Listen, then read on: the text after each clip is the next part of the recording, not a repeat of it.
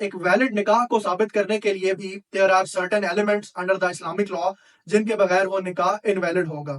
So the first element is offer and acceptance, یعنی کہ اس لڑکا اور لڑکی کے درمیان ایجاب اور قبول with their consent.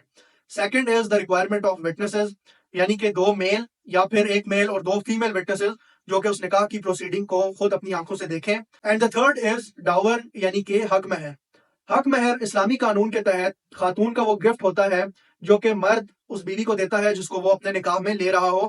And this dower can be paid at the time of nikah, اور اگر میوچلی پارٹیز ایگری کریں تو it can be paid later as well on some condition. اور ایک اور ریکوائرمنٹ اسلامک لا کے اندر that is the presence of guardian for a female.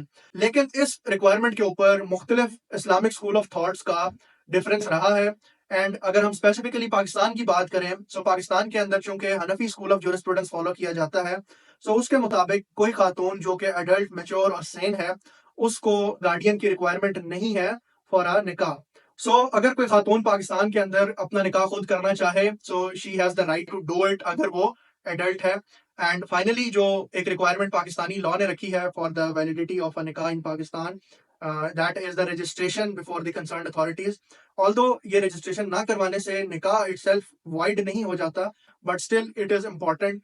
اگر لیگل پروسیڈنگز کے اندر نکاح کی ویلیڈیٹی چیلنج ہوتی ہے سو اگر نکاح رجسٹرڈ ہے ود دا ویلڈ اتھارٹیز سو اس کی ویلیڈیٹی کو پروو کرنا آسان ہو جاتا ہے rather than if it is not registered.